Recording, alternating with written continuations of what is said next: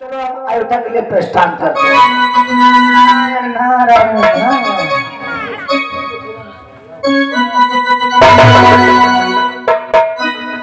अरे ये क्या मैं देख रहा हूँ। जो ही अयोध्या के लिए मैंने प्रस्थान किया, मार्ग में ब्रह्मा पुत्र नारद, कहा गया है इस संसार में संत के दर्शन समझ लो ईश्वर की प्राप्ति, प्रभु के दर्शन हो गए।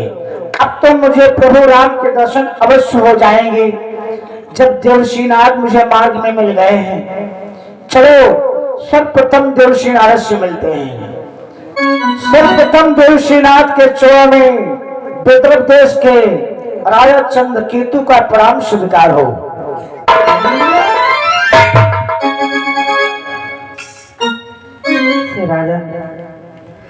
हे राजन होवे चिरंजीव, करी विचार बदलाना है।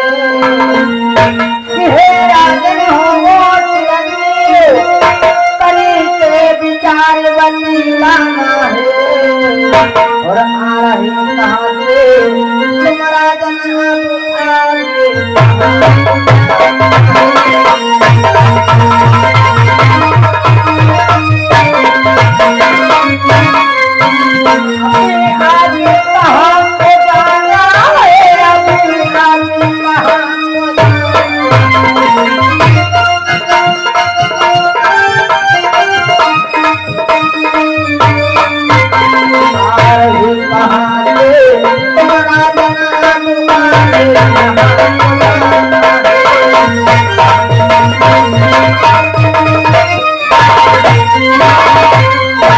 राजन हम आपसे जानना चाहते हैं कि इस समय आपका आगमन कहाँ से हो रहा है और आगे कहाँ के लिए जाना चाहते हैं। क्या आपने पूछ लिया कि हम कहाँ से आ रहे हैं और कहाँ को जा रहे हैं? हाँ राजन। देवशी, आप तो तीनों लोकों में विवर करने वाले हैं। आपसे कुछ नहीं छिपा है कि मैं कहां से आ रहा हूं और कहां को जा रहा हूं। आप तो पल भर में यहाँ तो पल भर में वहां आया जाया ही करते हैं। फिर भी आप मेरे ही मुखारबिंद से आप ये जानना चाहते हैं कि मैं कहां से आ रहा हूं। अवश्य राजन, मैं आपके मुखारबिंद से जानना चाह रहा हूँ कि आपका आगमन कहाँ से हो रहा है और अब कहाँ के लिए प्रस्थान कर रहे हैं। देवर्षि नारद, अवश्य बताऊंगा कि इस वक्त हम कहां से आ रहे हैं। बोलो राजन। तीर्थ भ्रमण से वापसी है मेरी मुनराज, थोड़ा सा रुक कर यहाँ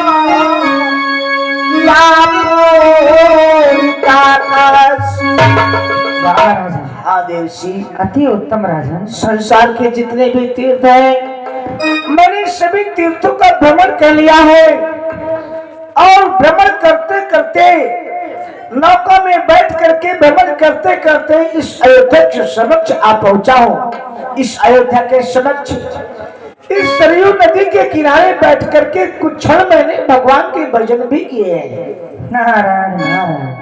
अति उत्तम राजन, तुमने बहुत ही सुंदर कार्य किया है। परंतु राजन, अब मैं आपसे जानना चाहता हूँ कि आपकी आगे की मंशा क्या है। देवसी, अब आप ये जानना चाहते हैं कि मैं कहाँ को जाऊंगा, तो सुनो देवसी कि आगे की मंशा है मेरी, आगे की मंशा है मेरी, मैं अवधपुरी को जाऊंगा।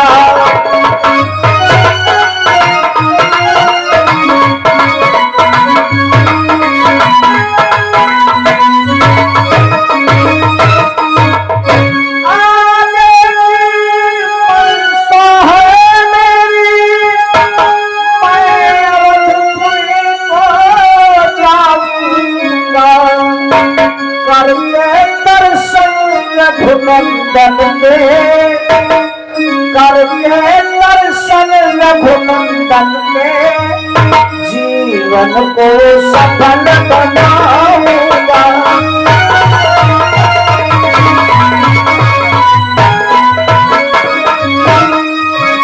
करके दर्शन रघुनंदन के जीवन को सफल बनाऊंगा।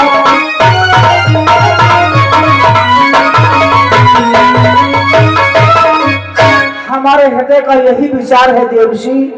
आगे कहा कि आगे हम अयोध्या को जाकर के प्रभु राम के दर्शन करूंगा, ये मेरा जीवन धन्य हो जाएगा। नारायण नारायण, ये आज मैं क्या देख रहा हूँ कि आज शिकार खुद शिकारी के पास में जा रहा है। नारायण नारायण, ये आप क्या कह रही हैं देवसी? शिकार स्वयं शिकारी के पास में? आपके कहने का तात्पर्य मन नहीं समझा देवसी। आप स्पष्ट कहिए, शिकार स्वयं शिकारी के पास में जा रहा है, इसका कारण क्या है? आखिर क्या कहना चाहते हैं आप? श्री राजन, मेरी कुछ समझ में नहीं आ रहा है कि आपने एक ऐसा शब्द कह दिया। अगर आप समझना ही चाहते हो तो सुनो राजन। कहो देवसी। कि हे राजन सुनिए कार्य कोल, इसी शुभ विचार को त्यागो तुम। हाँ राजन, कि हे राजन सुनिए कार्य कोल, इसे शुभ विचार को त्यागो तुम। और बचना यदि अगर चाहते हो तो तुरंत यहाँ से जाओ।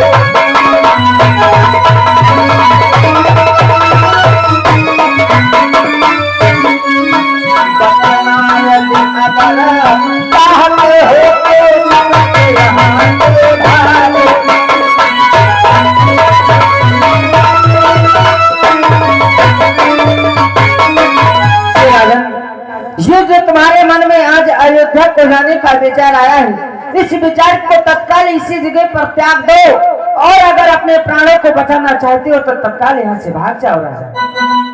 ये आप क्या कह रही है देवसी? यदि मैं अपने प्राणों को बचाना चाहूं तो यहाँ से भाग जाऊं, परंतु देवसी आखिर मेरे प्राण कैसे जाएंगे और कौन लेगा? देवसी ये क्या कह रहे हैं आप? एक तो आप अचरज की बात बता रहे हैं देवसी। अचरज ये कैसा सनम है? ये देवसी बोलो राजन। अचरज ये कैसा सनम है? यह क्या मुनिवर बतलाया है?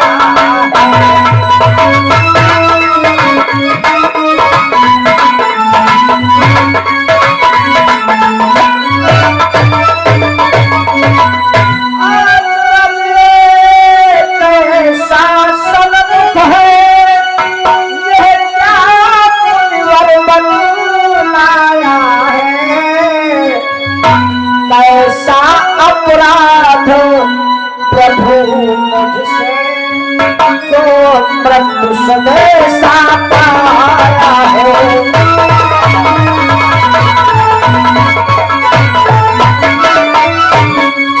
कैसा अपराध प्रभु मुझसे जो मृत्यु संदेशा पाया है?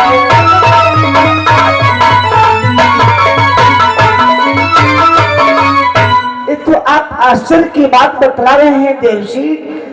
मैंने क्या अपराध किया है? न तो कोई अनगल कार्य किया है, न तो किसी को दंड दिया है, तो बड़ा मेरे प्राण क्यों जाएंगे? ये आप क्या कह रहे हैं देवसी? नारायण नारायण, राजन तुम अपने अपराध को जानना चाहते हो? देवसी मैंने कोई अपराध किया नहीं, तो कौन सा अपराध होगा? यदि मेरे से कोई अपराध हुआ है, मुझे नहीं पता है, अनजाने में हुआ है, तो आप मुझे बताने की कृपा करें। श्री राजन, इसीलिए तो मैं आपसे कहता हूँ कि आपसे ऐसा अपराध हुआ जिसके बारे में आपको ज्ञान नहीं है। देवसी आखिर कौन सा ऐसा अपराध हुआ है जिसे हमें पता नहीं है? अगर मेरे द्वारा किसी प्रकार का अपराध हुआ है अनजाने में तो मुझे बताने की कृपा करें। तो सुनो राजन, तुमसे कौन सा अपराध हुआ है कि हे राजन सुन लो पानी खोल, घटना प्राता की सारी है, घटना प्राता की सारी है, तुम दोषी हो कौशिक मुनि के,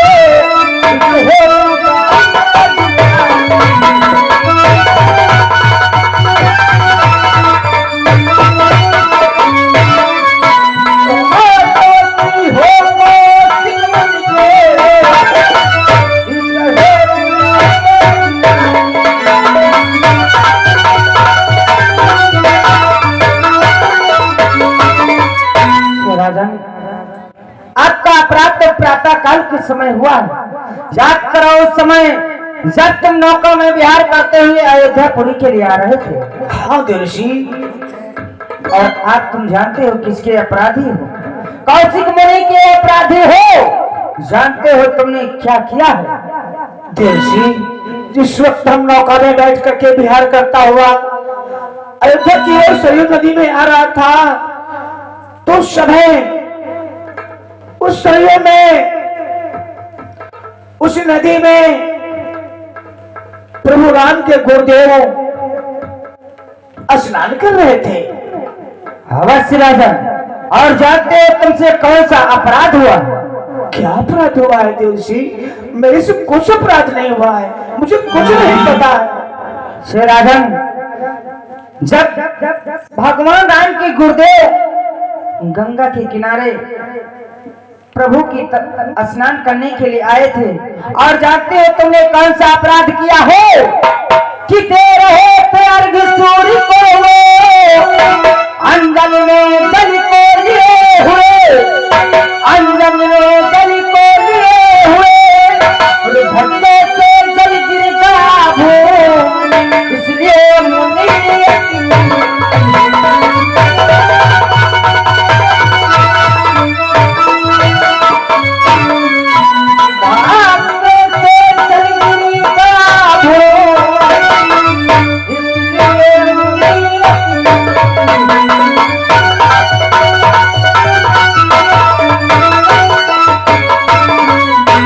समय कौशिक मुनि नदी पर खड़े होकर के स्नान कर रहे थे और वो अपने आराध्य देव सूर्य देव को अंजलि में जल दे करके अर्घ समर्पित कर रहे थे, तभी तुमने अपनी नौका से टक्कर मार करके उनकी तपस्या में विघ्न डाला।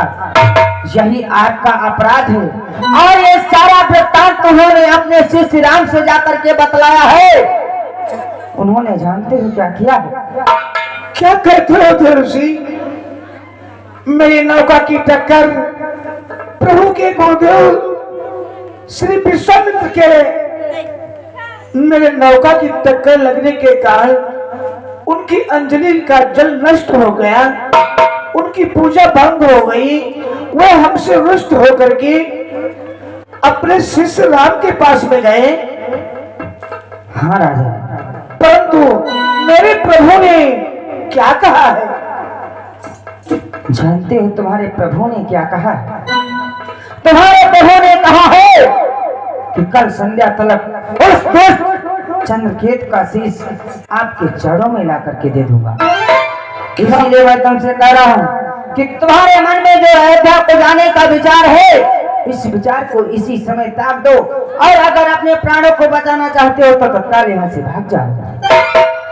नहीं देवर्षि, क्या कहा प्रभु ने ऐसा कर कर लिया कि वह कल संध्या तक मेरे शीश को काट करके अपने गुरुदेव के चरणों में रख देंगे। हाँ राजा, परंतु देवर्षि अब मैं क्या करूं? मैं तो कुछ समझ में नहीं आता है। मेरे प्राण मेरे प्रभु लेना चाहते हैं, अब तो मेरे शीश के ऊपर मेरा काल मर्रा रहा है देवर्षि। परंतु देवर्षि क्या गया काल मेरे सिर पर, अब निश्चय नहीं बच पाऊंगा। देवर्षि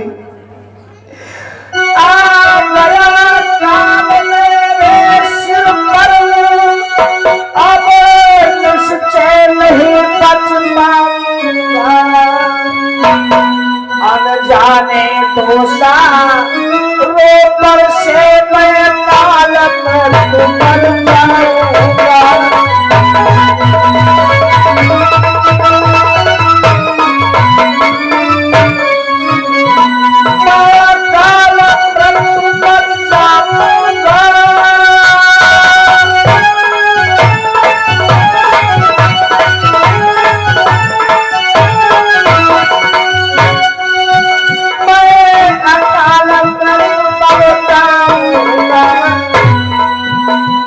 जाने तो सारे पर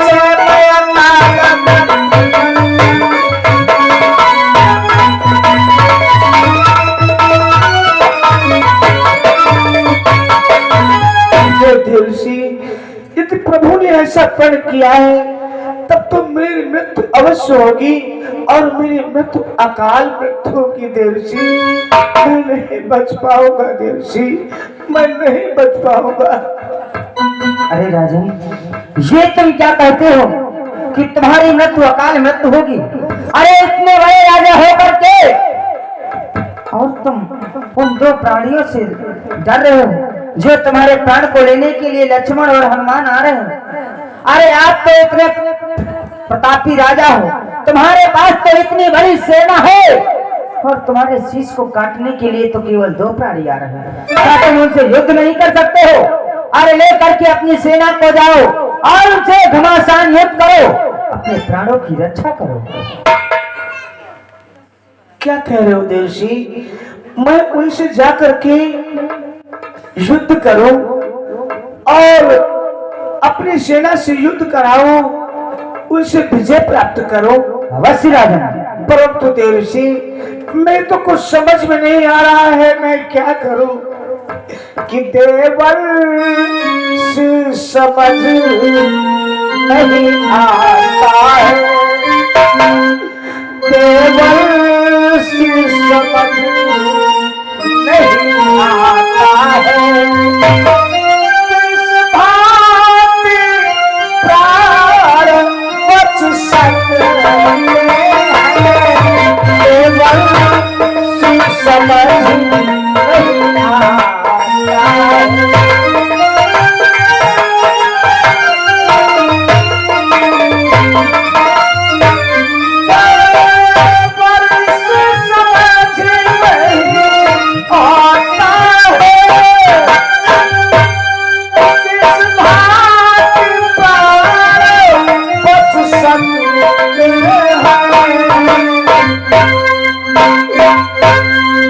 प्रभु राम जो है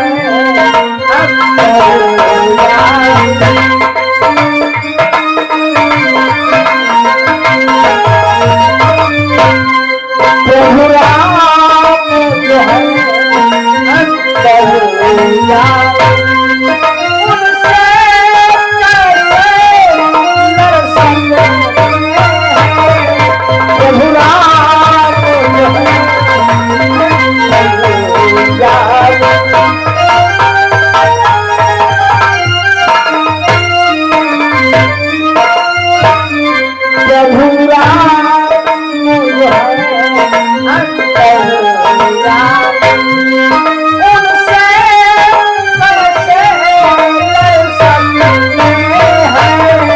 प्रभु राम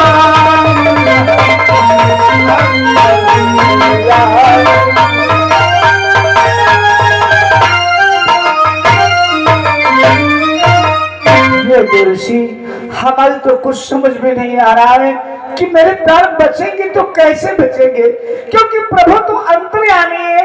भला उनसे मैं कैसे युद्ध करके विजय प्राप्त कर पाऊंगा?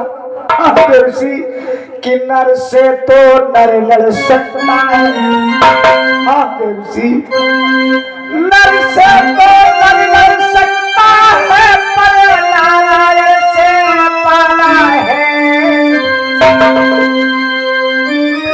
से तो नर लड़ सकता है, पर नारायण से पाना है। या तो पर श्री रघु पर क्या है अब कौन बचाना